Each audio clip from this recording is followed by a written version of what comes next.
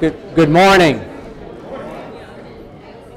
Glad to welcome everybody to our Corner Office series. It's turned out to be a great event for One Acadiana, and I've attended the inaugural one with Tony Simmons, and we were lucky to have J.D. Regard with Cane River as a sponsor, and he's continued to sponsor this series. So before I introduce our guest, Lenny, I'll ask J.D. to come down and say a few words.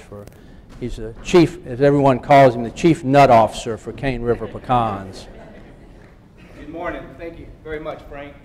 It's good to see everybody. Good morning. Good morning. We all see a hurricane. We ought to be happy to see both hurricanes. At one point, I took a picture of the radar. It had the hurricane in Houston and the hurricane hitting New Orleans. We were right down the middle. Somebody told me they call that a dry trough. I said, I've never heard of a dry trough. I said, in a marathon, when you get to a little dry trough, but I never heard of that. Never heard of that when it comes to hurricane lingo.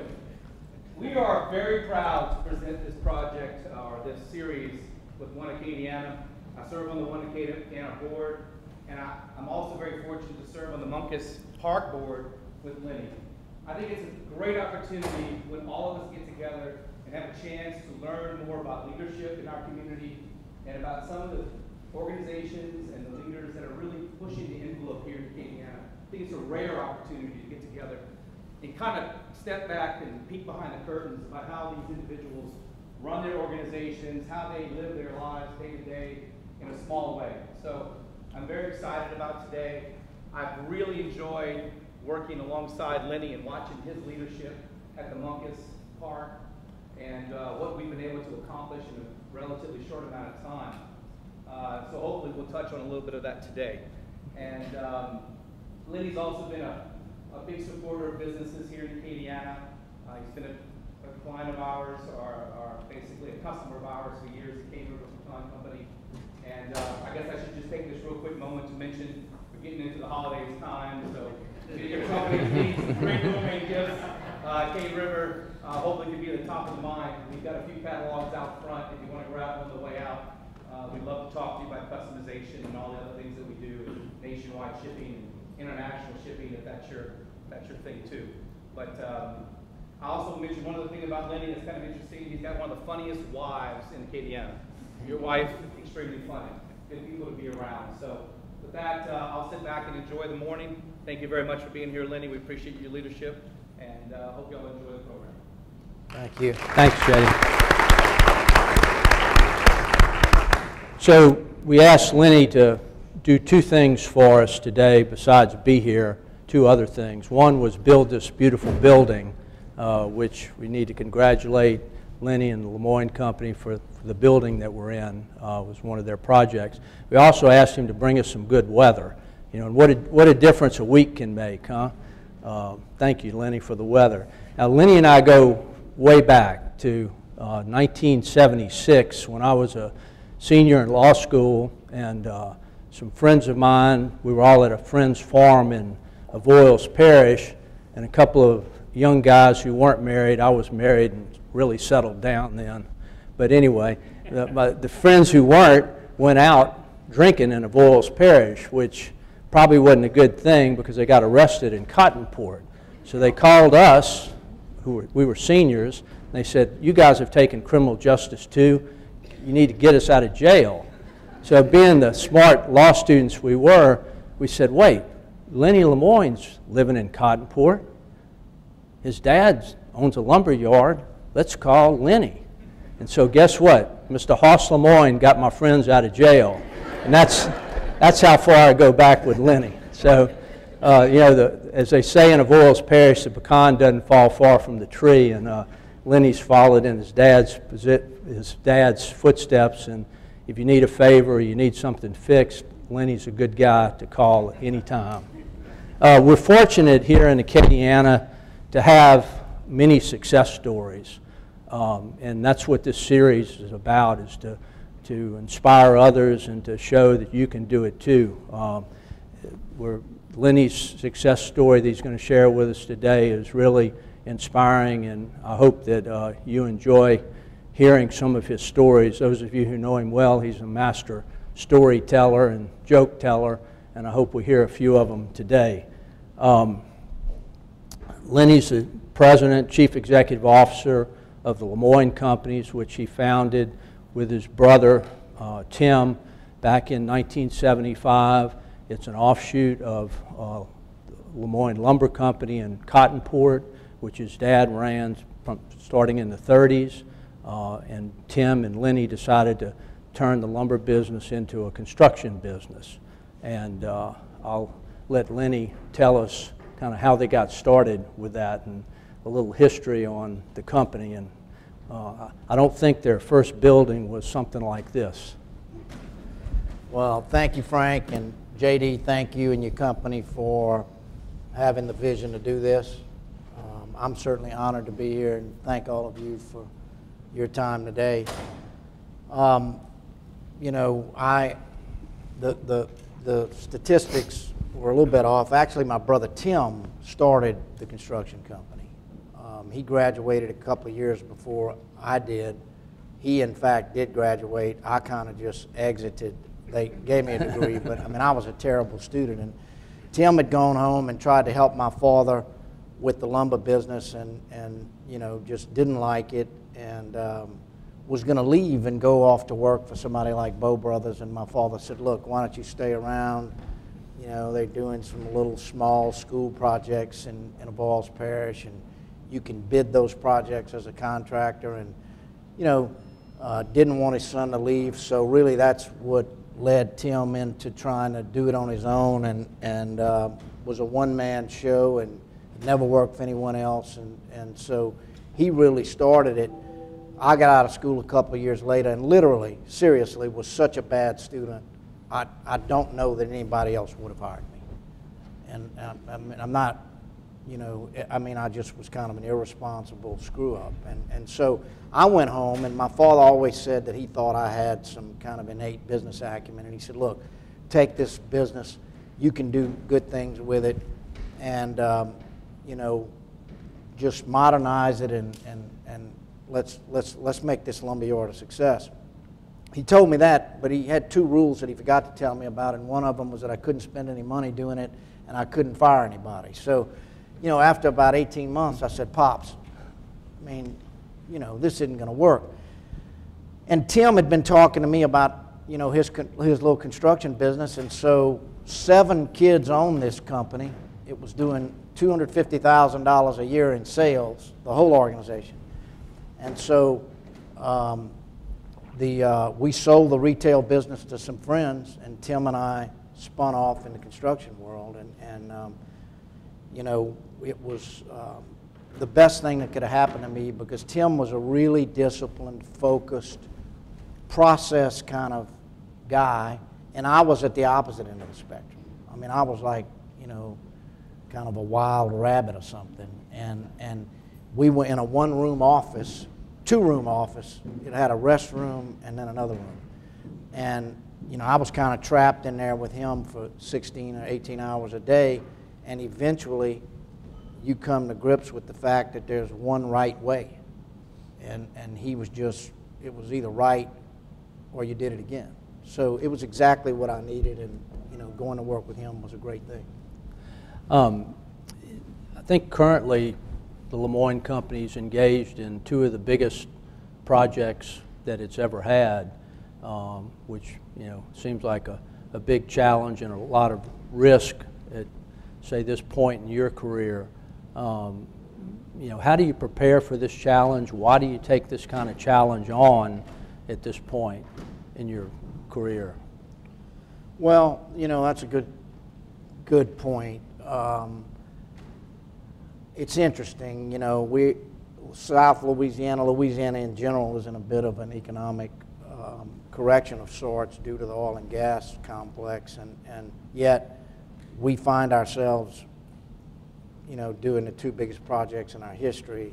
Either one would be the biggest project we've ever done, and we're doing them both at the same time. And you know, so it's that way for a couple of reasons. One, we couldn't afford to not take advantage of those opportunities, even if philosophically we didn't believe it was the right thing, because there's not that many other opportunities right now, first of all. Secondly, it's what we live for, right? It's to stretch the organization, to stretch our people, to provide opportunities for people to grow and find out how good they are. And so, you know, we're honored to have them. It's exciting, it's fun.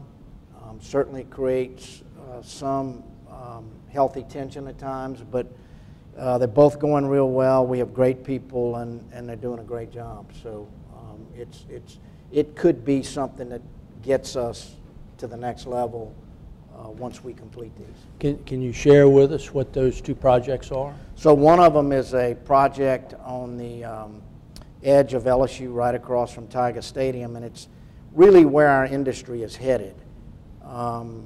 You know, government and university systems are really cash-strapped today, so this is what's called a P3 project. It's a public-private partnership where a for-profit developer and a university and a not-for-profit real estate foundation have come together through an RFQ process, and it's being built privately, will be operated privately, but after the bonds are defeased, the project will go back to the university in 25 years. So it's 1 million square feet of student housing, about a 40 or 50,000 square feet of retail, so kind of a mixed-use student housing project, and then parking decks and other things. So it's a big undertaking on an aggressive schedule with, you know, really substantial penalties if it doesn't open next fall. If not every building and every bed is finished, we pay a penalty as if none of it were finished. So it's a high stakes project, and that's what excites our team.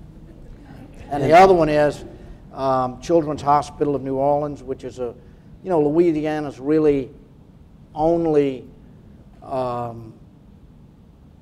full-fledged children's hospital. Lady of the Lake's getting ready to build a new one, but it's a great facility, great culture, aging facility. So much like Lafayette General, it's a multi-phased renovation, long duration, because you got to do it in little bitty bits and pieces. It'll take 3 years to do that. Then we have a year to build a new tower, new patient tower. So it's a 4-year project, which is really tough on those teams to kind of sustain that energy for that long, you know. Great. You mentioned your brother Tim. Tim's my neighbor. I've known Tim a long time too, but Tim checked out a few years ago and retired from the company, but you've kept going and building the company. Why do you keep going? Why didn't you check out? Well, first of all, Tim's a really smart guy.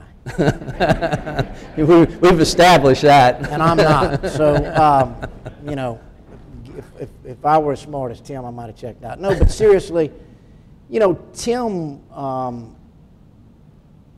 might have struggled a little bit with the off switch. You know, he worked 7 days a week. I probably worked 6 days a week for a long time. But I had a family early. Tim didn't. Tim didn't get married till he was in his mid to late 40s.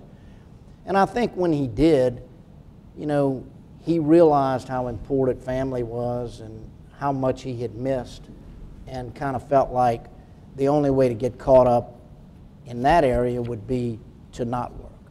And so he was in a position where he could do that. He actually, you know, after we did what we did, he worked with us for several years, but it probably wasn't the same for him. So, you know, I wanted to do it because we were trying to create a multi-generational organization that was sustainable and that, you know, just kind of wanted to see how far we could go and how much we could do on the people side of the business. And I just felt like the part of the business that I was responsible for, which was more of the execution side and the business development side, that we just hadn't gotten to be as good as we could be at that, and that there was more work to do. You mentioned relationships and the importance of relationships. I know you've, over the years, cultivated some important friendships to you. Nick Saban is one, Jim Bernhard, the founder of Shaw Group, the head of Bernhard Capital is another. Can you tell us how relationships have influenced your success and your motivation? Yeah, I think, you know, at some point in any business, you know, and most of the people in this room can speak to this, once you feel like you've achieved the technical competence that you need to do whatever it is that you set out to do, you know, you come to the realization that leadership and influence is the difference maker. And, you know, I think you can get knowledge of that through books and seminars and things, but the understanding of really how to do it only comes from relationships with people who do it successfully. And so, you know, I've really been blessed. I was always extremely interested in other organizations, first of all, in our industry. I mean, I sat down one day and thought about how many companies I have visited in other markets in this country in the construction business. And I mean, I've literally spent months, the equivalent of months, visiting other companies asking questions. And it originally started out with Gervais Favreau in New Orleans, who was a great company. They were nice enough to share things with us. Then we started visiting companies in Houston, then companies in Phoenix. Then I got in a peer group and I was visiting companies all over. And so, you know, it's just the easiest way to gain knowledge about other people's best practices and learning from what they do right and them being willing to share with you what they didn't do right. It's the most inexpensive education a person can get. So that was first. And then second, just through the blessing of, you know, God, I've developed relationships with 2 or 3 people like Jim and Nick, and Reggie Dupre here has, you know, been one of my mentors who's at times, when I was wanting to jump off a cliff, I would call Reggie, you know, and Reggie's always been a guy that could kind of help me see things that I wasn't able to figure out at the time. And certainly, you know, Jim is a guy that I'll talk to Jim sometimes 2 or 3 times in a week, and he will just call me and suggest to me that I do certain things or take advantage of certain opportunities that he sees that we're not even thinking about. And it's just because of the respect and the relationship. You know, Nick's the same way. I mean, he's a guy that's very process-oriented and, you know, will always remind me whenever I say such and such isn't going right, he'll say, well, you know, are you guys really committed? Is the effort there? Is the process there? Are you doing the things that you once did when you felt like you were doing it right? And the answer to that question is always, no, we're not. And he'll say, well, how do you expect to have good results? So, you know, I think all of us have people in our lives that are successful and usually have a strength that we don't have. And in the cases of those 3 people, that's, you know, Jim's just a brilliant, high idea, big thinker, and, you know, I'm probably caught in the weeds, and he'll always shock me out of that. So I think other people have probably had more influence over whatever I've done in my career than I've had. I mean, I'm absolutely convinced of that, and still to this day believe that, and, you know, by and large, that's the case. The Lemoine Company slogan is built to last. Is there more behind that slogan than just building a beautiful building like we're sitting in today? Well, we think there is, you know, and while it is somewhat aspirational, I'll kind of tell you how we got there. And it really, when Tim elected to exit the business, you know, it caused us to think a little bit differently and to kind of, you know, reassess the future. And did we want to continue to be what we were, or was this an opportunity to think differently about what it is we're going to put our energy into? Because, you know, this business is a lot of risk. It's depending on what publication you read, it's first or second in terms of the rate of failure in the history of the American economy.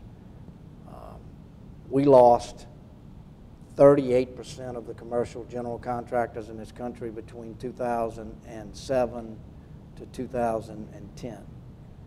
So, you know, you exist under a lot of pressure, and when Tim decided to leave, you know, you're talking about opportunity for people, right? Big block of ownership gone. So he had the vision, and you know, and I did, to ask 4 or 5 management people to step in and become owners. And we've carried that model forward. I've given up probably 25% of my stock to some of the young people in the organization. The vision is that we continue to do that so that the organization can be sustainable, so that that leadership pipeline is full and people are empowered and actually own what they are making commitments to go do. And so, you know, we said we think we're pretty good builders of buildings, but if we don't become great at building people, then we're probably always going to be what we are in 2000. And so we really began to focus on building people and having those people build better relationships because of the trust and the way we go about doing things, and that it would kind of be a self-fulfilling cycle. And, you know, began to invest probably a disproportionate amount of our effort into training and development for a company our size, and I think it's paid off. So Built to Last is more about building the people and building the culture than it is about building the buildings. Building the buildings is an outcome of the focus on the people and the culture. Can you share with us some tips on how you build the culture and how you build the people in an organization like Lemoine? Yeah, and that's a big question. And if I'm still giving you this answer at noon, somebody just wave and say we got to go eat lunch. But you know, I think the culture, right, it's kind of everything. You know, it's your values, it's your process, it's your purpose, it's your work environment. It's the feel of the organization, and you know, it's your commitment to whatever it is you want to be. You can feel it when you walk in. I can walk into Reggie's company and feel the buzz. All right, you know you're in a place that's going places. And so the way we went about it initially was, you know, we got serious about strategic planning in, say, '99. We had this big succession issue, and we said we'd never had a strategic plan. We'd just get work, do work, and keep score. And it was kind of a win-lose deal, you know. And we began to do some strategic planning. I actually went to a conference in South Carolina. It's kind of a funny story relative today. And I was on a national board of a construction association, and it was a leadership development deal for people that were in the pipeline to maybe become executive officers. And I go to this function in Charleston, and there's a hurricane coming in, by the way, as this thing's kicking off. So people were leaving kind of when I got there. And I go to a seminar, and there's a guy from Lafayette, Kyle Love, is one of the presenters. I'd never met the guy. He and his sister and somebody else, and I thought, wow, this was good. You know, so met those guys.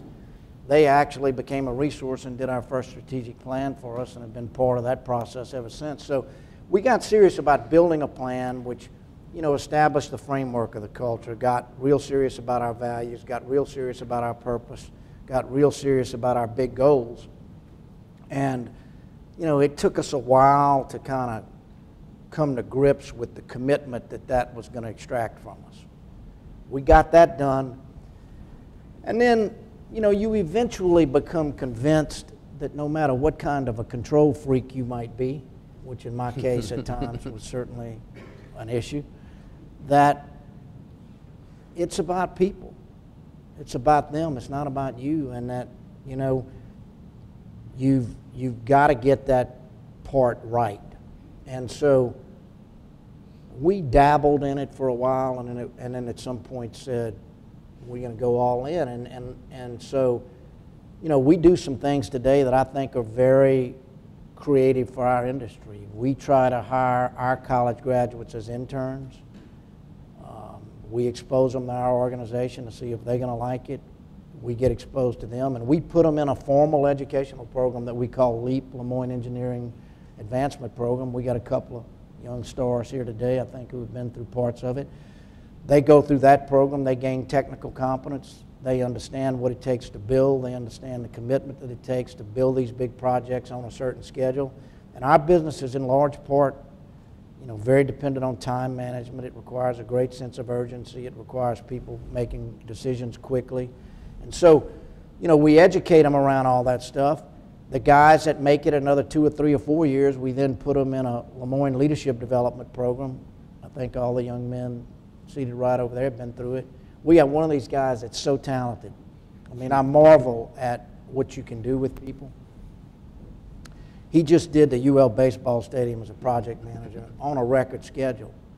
I mean, in incredibly adverse circumstances. And this guy is his diversity is so incredible that literally for the opening game he sang the national anthem. I mean, that's what I call commitment, talent. And I mean, he didn't learn that from you, We didn't even Lenny? see that in him when we put him through our training program. But seriously, we have that leadership development program does great things for us, and then the next level is executive leadership. I've got guys with me. Don Broussard's here today. Don and I have worked together for longer than I've been married. Greg Landry has been with me at least that length of time. And one of the things that happens when you work with people for that long is, there's clutter and stuff that you drag along with you. There are problems that you didn't address along the way, maybe discussions that didn't go just right, maybe things Lenny said or didn't say or vice versa. And we woke up, frankly, a couple of years ago and had some dysfunction on the senior leadership team. And, we were really not at our best. The trust wasn't as strong as it should have been. And so we spent a year really working with a team from Chicago, a little company called ClearSpace, and went through a pretty deep process on figuring out if we were committed to each other, committed to the organization, how to meet better, how to make requests of each other better, all those little things, because communication is so important, and that's one of the things we're starting to stress with these guys right as they enter the organization. So, long answer to your question, but at the end of the day, it's all about people, and we actually took our probably most talented young project manager. This guy built a $100 million prison after Katrina at the mouth of the Mississippi River in the middle of nowhere. I mean, he's that good. But he really sees the value of organizational development. He really sees the value of people development. And we took him out of project management and put him in charge of the whole people and training department, and he's doing a tremendous job. So, but that was commitment, right? We wrote a check, took a guy out of who could really produce income for us, and moved him into this area, and I know it's going to pay off. But Lenny, I know from knowing you all these years that you're high energy. I've heard stories that you don't get a whole lot of sleep at night.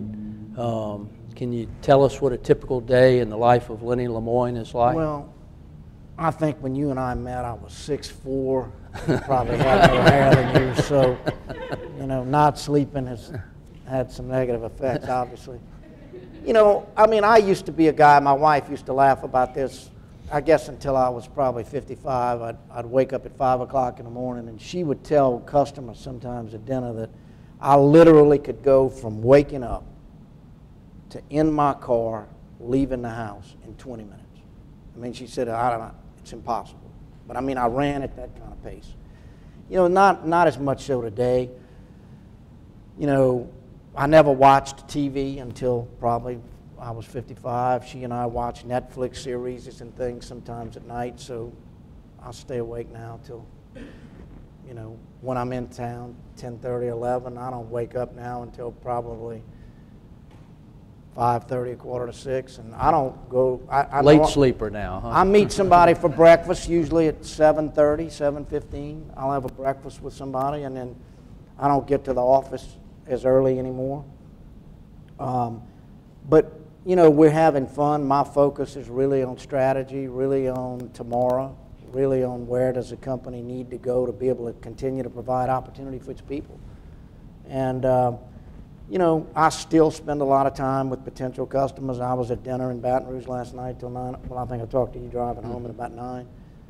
I enjoy that stuff. And so, you know, I'm not moving like I once did, but still at a pretty good pace. I have to have a lot more. I take more breaks now, though. You know, more time off. Okay.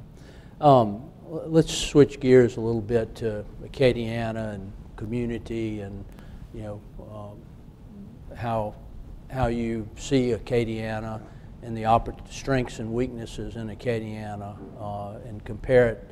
I know Lemoine operates basically all over the southeast these days. At times we do, yeah. And so you've been in a lot of other communities other than just Acadiana, not just Louisiana. How do you gauge the strengths and the weaknesses of Acadiana, and how can we improve on the strengths and diminish the weaknesses? Well, I'm gonna give you my perception, and you know, I hope this doesn't offend anybody, because I don't mean to be negative, but I think that Acadiana is an incredible place. We have amazing people. We have an incredible culture. You know, when it comes to joie de vivre, and when it comes to people that live life every day to the fullest, I don't think there's any other place like this. I think that for so long, the entrepreneurial spirit of the oil and gas sector just drove incredible opportunity here. And that frankly, in a very informal way, you know, we punched way above our weight in Acadiana for so long. And smart people, risk takers, but I think we probably went to sleep a little bit at a point as a community, and we didn't hold ourselves to the standard that other people in other places were holding their leaders to, and we stopped building the infrastructure we needed to build. We allowed a public school system to become somewhat dysfunctional, and performance standards dropped, and I think we're in a little bit of pain for that right now, and I think we got to get really serious about doing the things we need to do to be what we once were. And I have no doubt that we can, but there's some communities out there doing great things. You know, we spent time doing projects in Charleston, South Carolina. I mean, you know, in Charleston, you hit the 10th grade, and they do an assessment of you and where you are in an apprenticeship type environment, and some ADD goofball like me, they'd have said, hey dude, you probably shouldn't go to college. I mean, you know, you can't focus long enough to read the title of the book, let alone the book. So, you know, and I'd have probably, they'd have said maybe you want to go into aerospace manufacturing, or maybe you want to go into automotive manufacturing, or maybe you want to go into culinary arts. But I mean, that's why they've got Boeing there right now, who is the fastest growing employer in the South. They've got Google just opened a shop there. They've got BMW there. They've got They got Volvo there. They've got phenomenal things happening. And that was community vision and people coming together for the community. And it took business to do it when you go study how it happened. And I think we were all really great at doing our things here, but I don't think we were great at coming together as a community and protecting the future. You know, and you go to Frisco, Texas, or you go to Nashville right now. I mean, it's happening. We got ground to gain. What role does the business community play in that? I think business has to absolutely lead it today. I mean, you know, the original intent of government, as I look at what our founders believed, was to do things that required force. Government's job was to provide a military. Government's job was to go extract that land right there to build a road on it. You know, government's job was maybe to get that road built. But, you know, it's our job to create a community and an environment that is attractive to other companies. And not only to just create that community, but to actually be part of soliciting those companies and coming together. I think Don was with me, we just spent a day with the Nashville Chamber. They call it a SWAT team. I mean, when Nashville hears about a prospect in California, they own somebody's jet. 7 of them show up out there. 5 of them don't got anything to do with the chamber or leader or anything else. They're members of the business community who are going out there to say, hey, come to Nashville. Here's what you can do. Here's what we've done. Here's what it takes. Here's what we have. And I think, you know, we've got to gain that kind of commitment from the business community. Can you share with the audience the Lemoine Company's Built to Serve initiative and what that's about? Yeah, so, you know, one of my friends tells me all the time that, you know, with every gift comes a burden. And certainly, you know, success, no matter how hard you've worked, there's been some luck in it, there's been some gifts that put some goofball like me in a leadership position. And so it's, you know, it's incumbent on all of us to leave this place better than we found it, right? And I think at the end of the day, that man upstairs is going to judge us all by one thing. You know, what do we do with our gifts, no matter what our gifts are, no matter what size your company is. And so, you know, we kind of dabbled in it, but we didn't have a process. It wasn't formal. Nobody knew what we gave to so-and-so. Where was it? What are we really committed to? And, you know, about 10 years ago, we decided to just formalize it. We created a team inside the company and, you know, built to last, built to serve, right? So, and we had a guy that actually Reggie recommended to me, Jim Hunter, come in and work with us on servant leadership. And it was really the outcome of Jim's work with us that we said we need to get serious about how we give and what we give to, and we need to get focused, and we did, and it's been a real good thing. Now, you're involved in some community organizations, one, the park. Why do you spend your time in some of these community organizations like the UL Foundation Board, the park, one Acadiana? Yeah. Community Foundation is another one that you've been very involved in. That's a good question, and certainly something that at times my wife has questioned me, you know, about. I thought you were going to slow down. But, you know, I think it's because you realize that you're lucky, you realize that you've been blessed, you realize that, you know, so much of it had to do with other people, and that, you know, you only got one chance to get it right, and that you need to figure out a way to give back, and that's one thing. The other thing is that we learned in this high-performance teamwork training that we just went through is how to say a positive no, and I obviously didn't know how to do that when I made some of these commitments to serve on some of these boards, or I would have given them a positive no, particularly when it comes to this park, because we thought we'd be built and gone, and people like Don Baque, Jerry, who sit in our board, and Reggie, who, you know, it's been hard work in this environment, and you realize that when you make these commitments, you better be all in. And so, in the case of the park, you know, the Community Foundation, which I was on the board of, saw it as an opportunity. We saw this land. We saw it, what a treasure it is. It's a phenomenal piece of property. The location is in the middle of a city, just doesn't happen. You know, more people go to New York City to see Central Park than go there to see Broadway and the Statue of Liberty put together. That's how big of a draw it is. 250,000 new people enter that park every day. So you realize what these things mean, and you realize what it could mean to us. It's frankly a little frustrating to me that it's hard to get some people in the business community to understand what it could mean. You know, I believe it's important that we give to the unfortunate. It's very important, and we all do it. But our social programs in this country have been a disaster. They were intended to be bridges to the future, and they've become superhighways that have entangled us.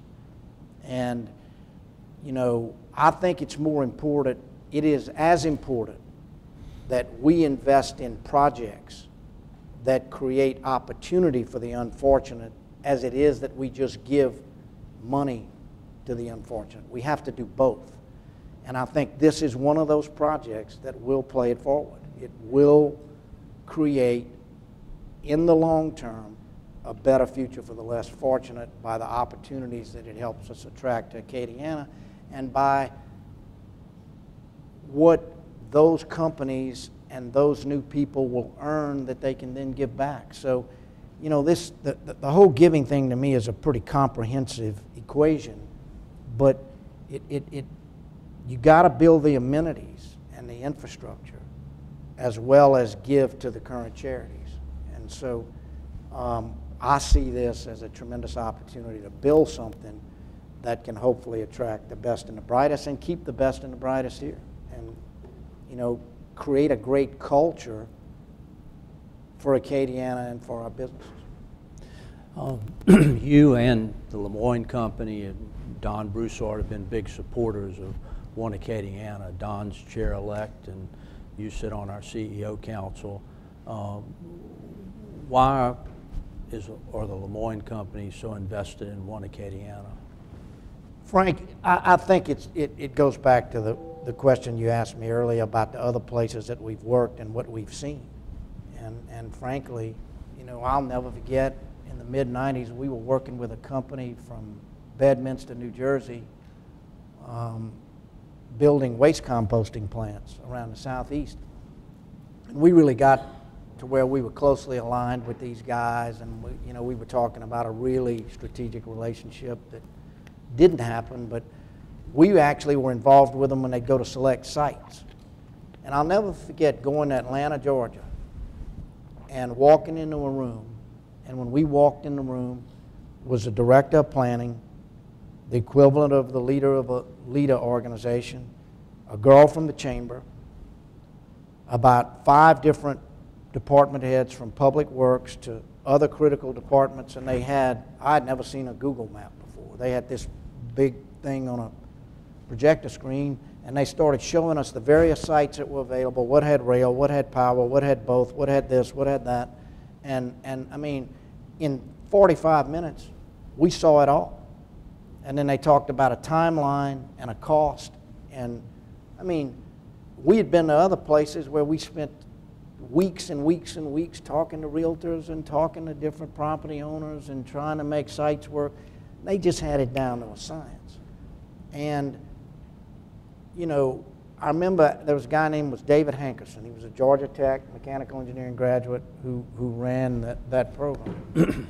And I asked him, I got to know him later because we wound up doing a project that unfortunately blew up on Christmas Eve because of a methane explosion. But I asked Hankerson one day, I said, "Man, dude, who created this?" He said, "The chamber created it." He said, "Business created this." He said, "Everybody wins when we get new organizations here." And he said, so, you know, about 2/3 of what you saw in that room is funded by our chamber. And that kind of stuck with me. And then when we went to Charleston and spent some time there, you saw it happening and you saw what's going on in other places. And, you know, this is the best way to get caught up, in my opinion, and I think it needs to be a regional effort because, you know, I remember watching St. Martinville and Iberia Parish and Lafayette Parish kind of competing with each other, you know, 10 or 15 years ago over some of these companies down 90, and you just go, what? This doesn't make any sense.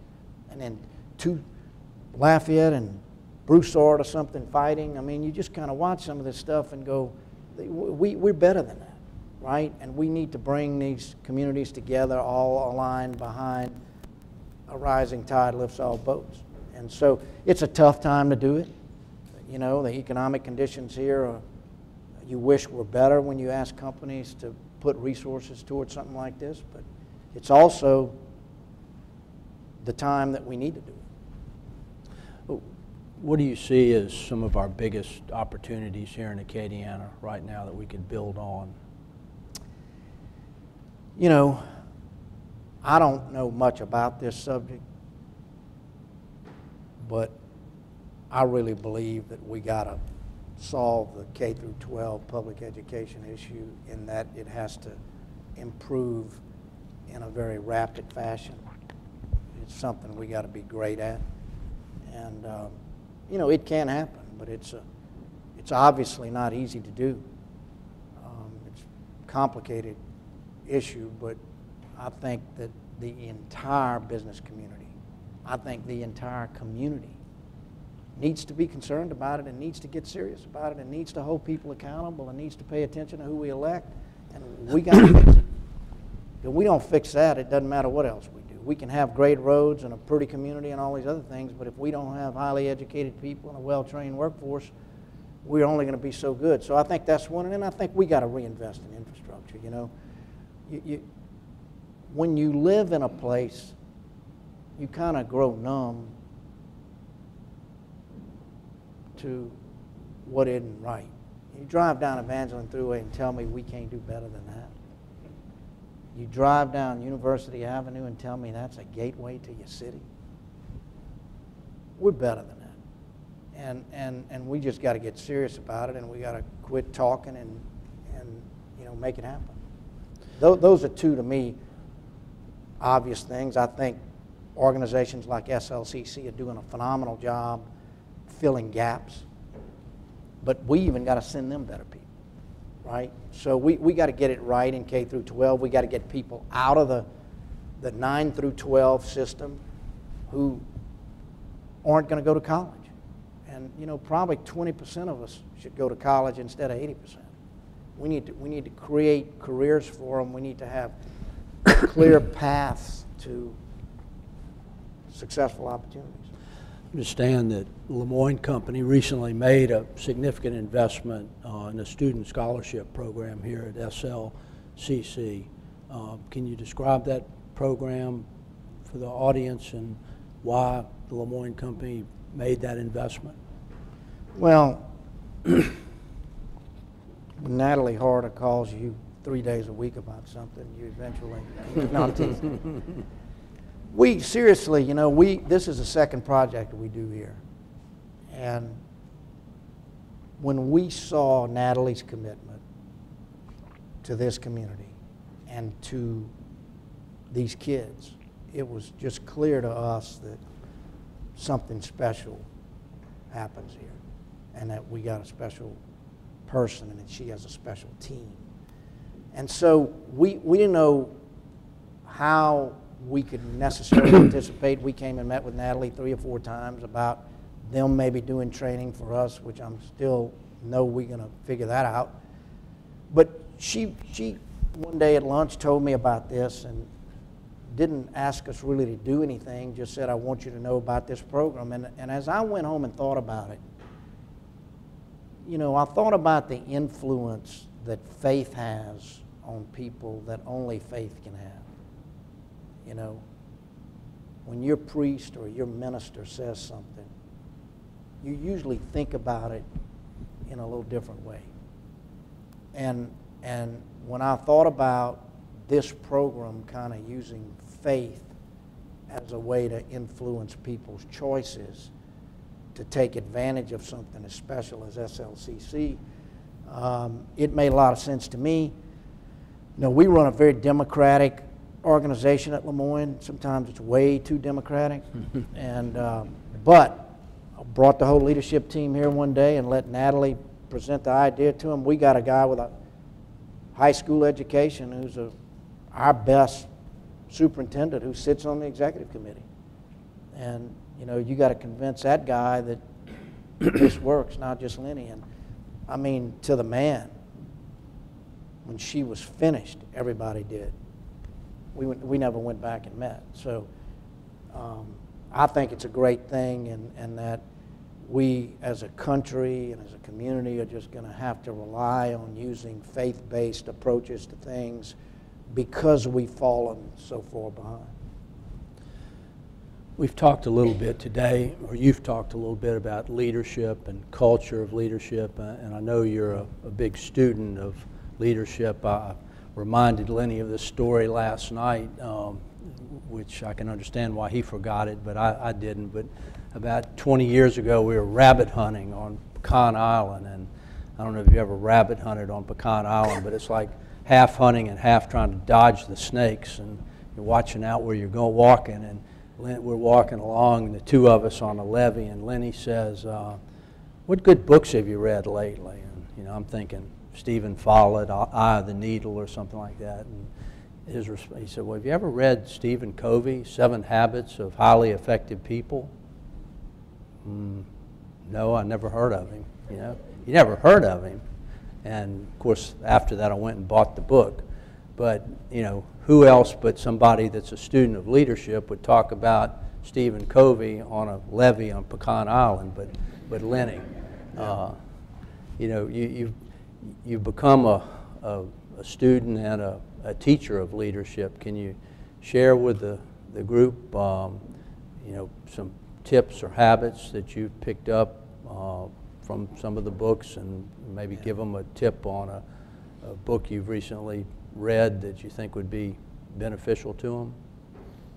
You know, in all seriousness, I've kind of asked myself that question. You know, when in my career did I kind of get interested in this stuff? And I come up with 2 answers. One is, seriously, I was a terrible student. And I was kind of embarrassed when I got out of college at what I didn't do in college. And I felt like I really needed to make up for it. And the only way to do it was to go see other people who were successful and to just read and read and read. And, you know, we started in Cottonport, Louisiana. 1 red light, no restaurants, okay? So unless you were in a bar drinking, you were working. And so Tim and I worked all the time. And so I started out reading about technical stuff, and then, you know, later started reading people like Reggie and others saying this is a great book, and reading that stuff. And you know, 7 Habits of Highly Effective People is a book that really influenced me. It got me to begin to think differently and to understand that my circle of influence was just a little pebble of sand, and that, you know, I was really a narrow-minded person, and, you know, that I needed to grow and change so that that circle of influence could grow, and that it made room for other people, and that, you know, I would feel better about me, and that I could make more progress if I were open to change. And I bet I've gone back to that book 50 times. You know, that was one that was just very important. I think Jim Collins, both his books, I got a lot out of, but Good to Great was a book that made a lot of sense to me, and, you know, that we've used in business and we talk about quite a bit. For the millennials in the room, my friend in coaching gave me a book a year ago that has really helped me. It's written by a young guy named Ryan Holiday, who is a millennial, and it's called Ego is the Enemy. And he's kind of a stoic kind of guy. Really, you know, stoicism's kind of something that he's really studied, but it rocked me when I read it. you know, and so I think that's a great book because, you know,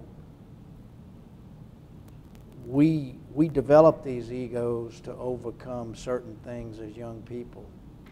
And while they help us overcome some of that adversity, they later become literally our biggest enemy. And, you know, you got to be aware of it. And I certainly at times, most of the time, wasn't. So that's been a good book. I'm reading a book right now called Multipliers. It's a fascinating book about, you know, how to deal with the majority of the organization, not just your team. And so I just think there are people out there much smarter than me, and you can't believe everything you read. But, you know, certain of these authors and certain of these books just contain messages that at times when you read it, you know it's kind of meant for you. And you know, I'd recommend all the books that I just mentioned. You know, Jim Hunter, who Reggie had worked with us on servant leadership, you know, he's got a book called The World's Most Powerful Leadership Principle, and it, you know, it's we all know what it is, but it's just, it keeps you aware of what you're not doing and what you should be doing. You mentioned Coach Saban, and when we were talking earlier to prepare for this presentation about discipline and process, and you also shared with us that maybe you weren't so disciplined and process oriented in college. So is that like a light bulb going off that you developed discipline, or is that a process, or how did you develop the discipline that you think has made the Lemoine Company one of the biggest commercial contractors in Louisiana and the Southeast today? You know, I think it's a couple of things. Certainly Tim had a big influence over that with me. He was an incredibly disciplined person, physical fitness discipline, work. You know, when we made mistakes, it was real time. We dealt with it right then. Most of the time when I made a mistake, it's because I was making too many assumptions or trying to blow past the process. So visiting other organizations and seeing people of scale that had process and had intense cultures, not tense cultures, but intense cultures, made me realize that you can have it. And then, you know, we're in a low margin, high volume business, and so one or two bad projects kill an entire year for us. And so, you know, if we follow the process, we're always successful. Sometimes you cannot follow the process and still be successful. But that's really dangerous. When you start having good results, and we had it happen, doing things the wrong way, it's actually worse than having bad results from doing things the wrong way. Because your organization begins to believe that what is wrong is actually right, and you've got a mess on your hands. And it happened to us. It happened to us in 2012 and 13. You know, they don't want to do that. They don't like that. You know, all this kind of foolishness. And we woke up with 3 or 4 projects that, you know, I think at that point I was probably about 6 feet tall. And, you know, you just reach a conclusion that there's one right way, and there's only one right way most of the time when it comes to risk. There are a lot of right ways about other things, but on mission critical things, you know, they're just usually one right way, and you got to define it. You got to make sure people understand it. You got to make sure they're trained on it, and you got to make sure they understand the consequences of not doing it. And we had also become a no consequence organization. So we got a little bit too loose, began to make assumptions, and that's when I really got committed to process. To answer your question, was on the backside of that. If you read much or study much about leadership, the military often comes up and, you know, sets an example of leadership. And I know Your son Ryan is in the military, I think serving in Special Forces. Probably, I think when we last talked, he was in Colombia and South America. He's a West Point grad. Can you tell us about your and your company's ongoing relationship, commitment to the military, and what that relationship has taught you as a leader? Well, you know, certainly Seth Lemoine, who's a key member of our team, was really the first guy in my family to be in the military for any extended period of time. And I know that my son Ryan, you know, had tremendous respect for Seth, and I think probably had some influence over Ryan making that choice. But, you know, for parents in the room, you think you know your children. I mean, my son and I visited Emory, Wake Forest, Vanderbilt, Duke, North Carolina, Boston College, 5 or 6 other schools. And we were convinced he was going to LSU, he was going in the honors program. He was going to be just like mom and dad, purple and gold. And I mean, walked in one day and said, "Hey, I think I'm going to West Point." We said, "What? What are you talking about?" "Well, I've been talking to West Point." "Oh, you can't, you got to go through congressional interviews and all." "I did that already." You know, you think you know your kid? We had no clue. But, you know, Seth is the guy that made me realize that they live a commitment and they go about things with a purpose and are willing to make sacrifices that people like me can't begin to understand. You know, Seth left his wife pregnant for their 5th child, was in Iraq, flying helicopters, flying Special Forces, SEALs teams, and Army Special Forces guys around. It's 130 degrees in the chopper. When you touched a piece of metal, if you didn't have gloves on, you'd lose your skin. And it really, while we always felt strongly about the military, it kind of galvanized our belief that none of us would be here without them, and they're not appreciated.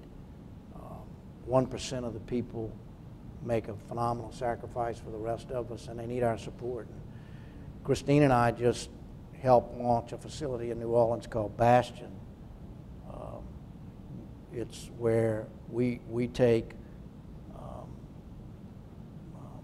traumatic brain injury veterans. We think there are 3,000 of them in Louisiana. During the last administration, they changed the definition of a traumatic brain injury to a disease. And so now they're not treated the way they would have been. And so those guys go to Walter Reed, they spend 3 weeks, a month, 2 months there, and good luck. There's no post-military assistance for these guys hardly anymore.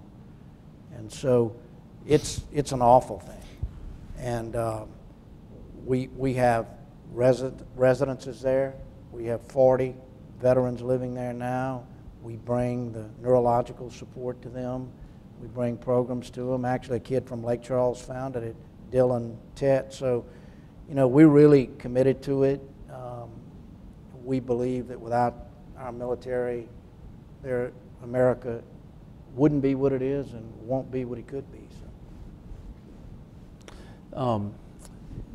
You talked a little bit about you were a no-consequence company, and I assume, like most of us, you've had some failures or things that were not as successful as you wanted them to be. You know, how do you deal with failures, and how do you learn from them as a leader?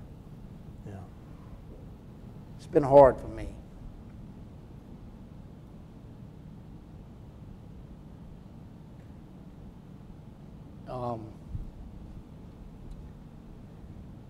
You know, it's the most important thing that we do, really, is learn from failures. And I always handle little failures really well. You know, learn from them, laugh about them, move on. We had a couple of projects really go sideways on us, and the pain of knowing that you could have avoided it, and the pain of watching people work 7 days a week, 24 hours a day, in extreme conditions on a project like the LSU South End Zone, in freezing conditions, because you as a leader didn't ensure that your people followed the process. It wasn't a financial loss to me. It was going out there and watching what those people were having to go through. And I made myself go. I went every week. I wanted to stay in the pain long enough to make sure that I was committed to not letting it happen again. And so, you know, I think organizations just have to be, you got to look in the mirror. You got to be honest about what you do well. You got to be honest about what you're not doing well, and you got to have the courage to address it and change. And most people don't want it. They don't want to change. They don't want to admit that we're not as good as we could be. You know, but it's really where the magic is. But it's for some reason, and I think ego has a lot to do with it, it's the hardest thing we do. We're about out of time. One last question before we open it up to the group for questions. What advice would you give to either a young Lemoine employee or just a young person entering into a leadership position for their first time? What sage advice would you offer them? You know, this is probably going to sound too old-fashioned, but I read something that Vince Lombardi said one time. He said, you know, the only place that success comes before work is in the dictionary. And there's really only one thing that you can absolutely control, and that's your effort. A lot of things you can't control, but you can control your effort, and you can control it every minute of every day. And, you know, I think if you live by that, and you hold yourself accountable to that, people will follow you. You know, and it's a great country. I mean, there's opportunity everywhere. There's no limit to what a person in this country can do. And not everybody has to build a big company. Not everybody needs to own a company. But we all need to do the best that we can with what God has given us. And you know, there's so many other things you can say, but to me, that's what it all comes down to. Hard work? Hard work. Preparation? Effort, preparation. I mean, you know, you got to have a strategy. You got to have a great culture. You got to have great people. You got to have all those things. But even with all those things, without the right amount of effort, you're just not going to be what you could be. And I think that's the one thing we can absolutely control. To give you one more example of my personal experience with Lenny's leadership style while they're passing out the questions, about 22 years ago, and I know the date because my oldest daughter is 38 now. When she was 16, I was supposed to be watching her, and I got called offshore in an emergency and told her, be a good girl and behave. And unbeknownst to me, my wife, who's out of town, gets a call from a neighbor and said, you know, there's 300 teenagers at your house right now. So what did she do? She called Lenny. And did he hesitate? No. And broke up the party and saved my marriage for me. And you know, that's what I call a true leader, you know. Well, the shotgun helped. So, we have questions from the audience. Yes, sir. You mentioned several times about taking risk in business. What is your view or philosophy on debt in business, such as borrowing money? Do you try to grow your business, or should you start off slow and slowly grow? Yeah, I think that's a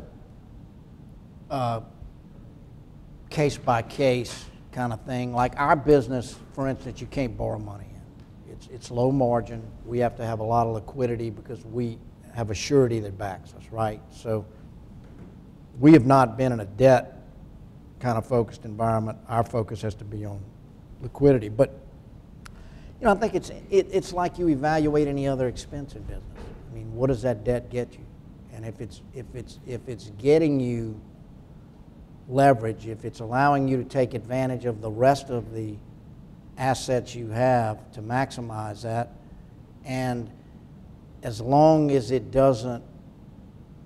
isn't the kind of debt burden that you couldn't survive with a 20% correction in your top line or so, I think you got to do it, because it's just another resource to the organization that gets you where you're trying to go. It's just something that you just got to be very careful about. You know, in good times, it all feels good, and the bankers throw it at you, and I'll take, you know, I mean, I love bankers, but it's the way, it's their business. It's to provide you with debt. It's what they're there for. But the reality of a correction sometimes can keep you up at night, right? But it's essential to our economy and to our companies. Yes, ma'am. Can you talk about both highly effective habits and public education improvement? Have you seen any of the Leader in Me programs that some of the schools are using, and do you feel like that's a good start to improving? I think it's a great program, absolutely. Is everybody familiar with the Leader in Me program that was just asked about? It's a program in some of the schools, both public and private, that United Way is trying to incorporate throughout all the schools in Acadiana. And Rob Eddy, who's here, has been a big promoter of it, and the schools that have it, they've seen dramatic improvement in the students. I think Rain Elementary had a student that I witnessed, a very young fourth grader, fifth grader, get up in front of a group bigger than this and gave a talk and blew me away. You know, so it's a great program. If you don't know about it, contact United Way, and they can turn you on to it. So, yes, sir. Lenny, what are some of the best lessons that you're learning From the millennials? Yeah. He sleeps later. Yeah.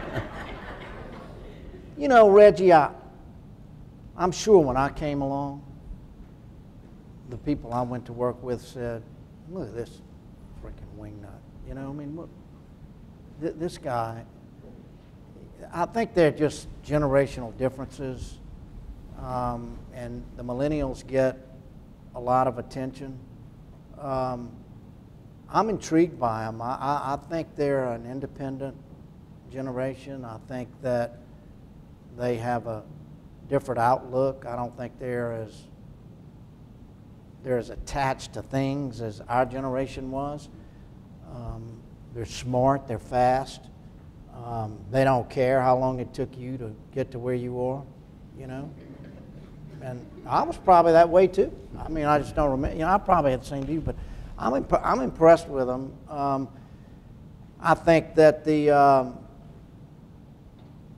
process side of the business and the discipline side of the business, like all young people, is just something that you got to get buy-in on. But the one thing for them that concerns me is there seems to be a belief that government should provide more than government is intended to provide, and that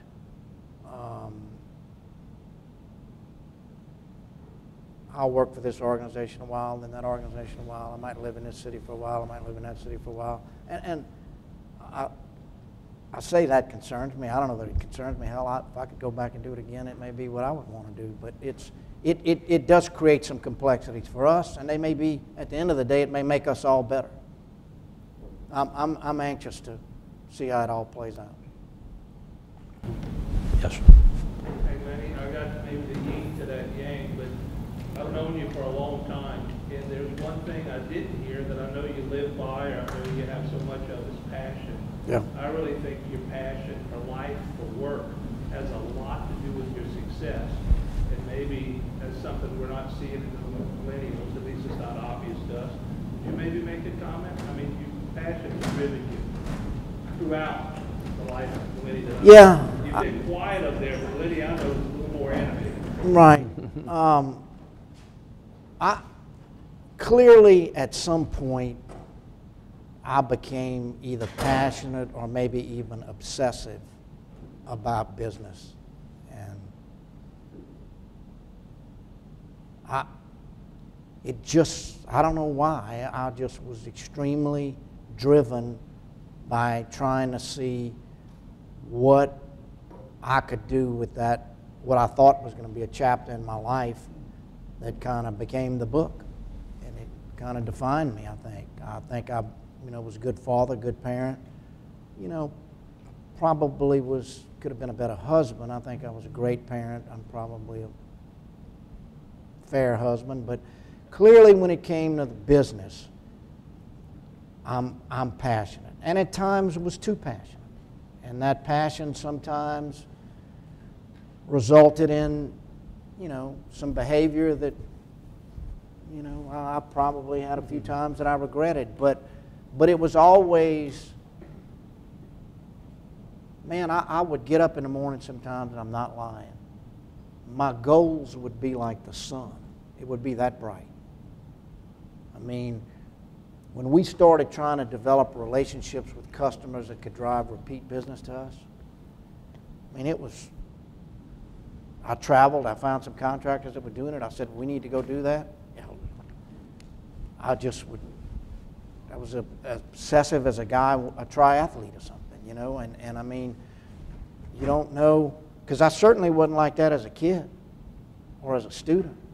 I mean, I was about as carefree and reckless and unstructured, but at some point,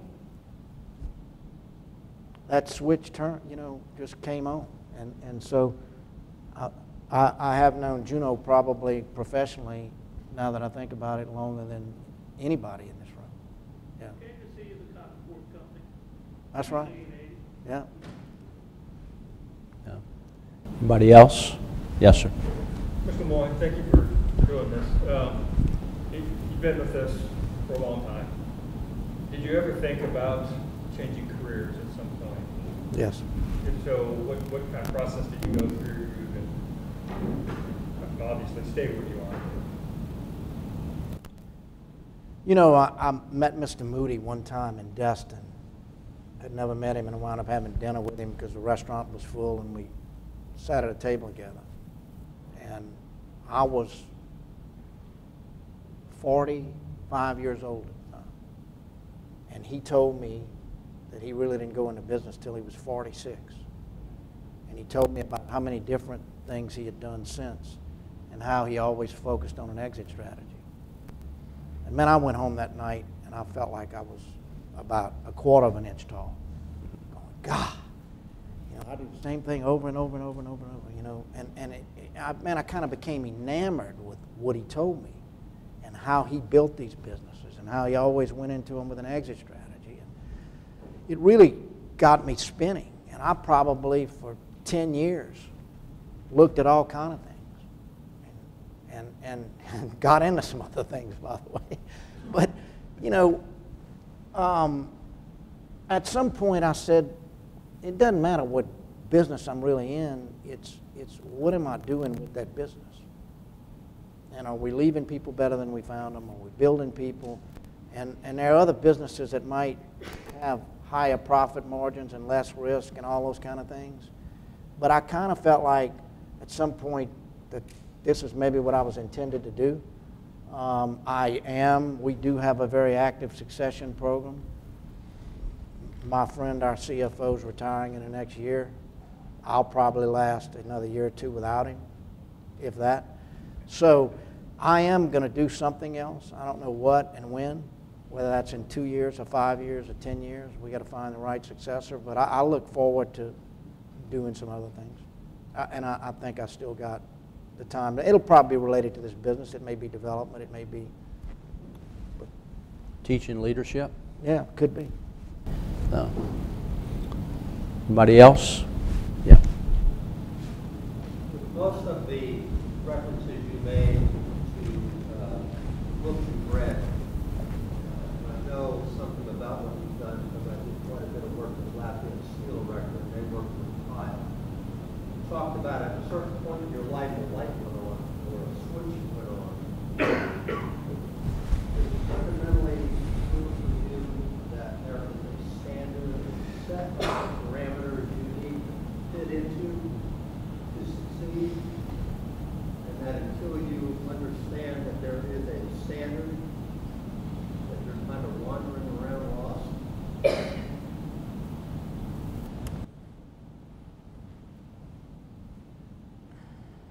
Yes, I think that I subscribe to that. That, I mean, not all people need to go at it the same way. But I think if you want to be great at anything, you've got to have a strategy for what that looks like. You know, you probably need to get it on paper in your personal life, certainly in your business. You know, you've got to have the values that you're going to live by, that, you know, keep you from doing things that are bad or wrong, or the wrong way, that drive your behavior and define your behavior.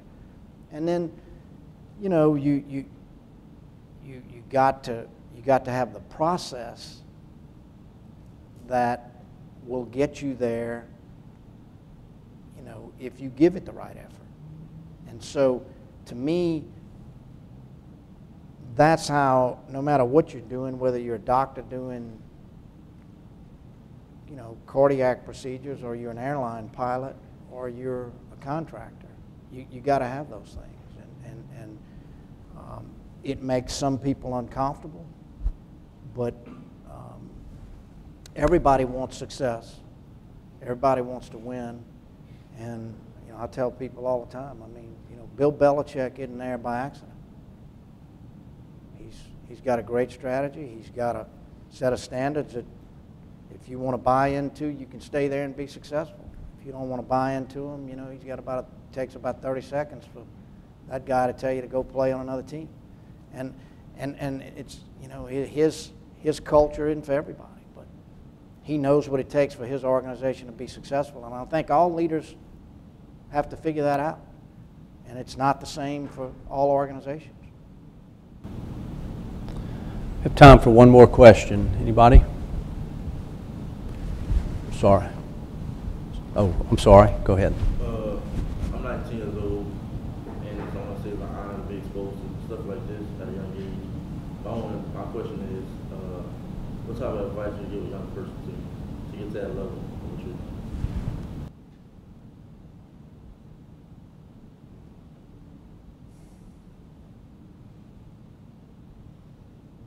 You know, Juno talked about passion, and I think you got to be careful about the choices you make in terms of what it is you want to do.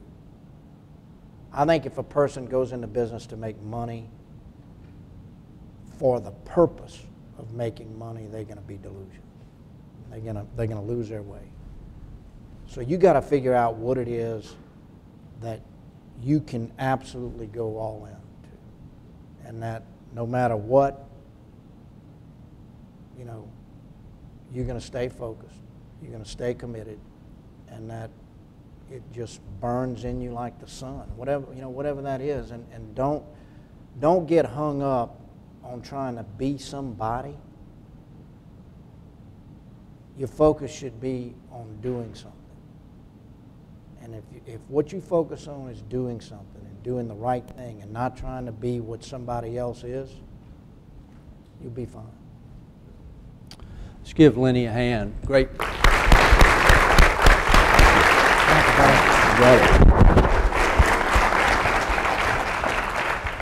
Thanks everyone for coming, and we hope to have at least one more of these before the end of the year to be announced. Thank you.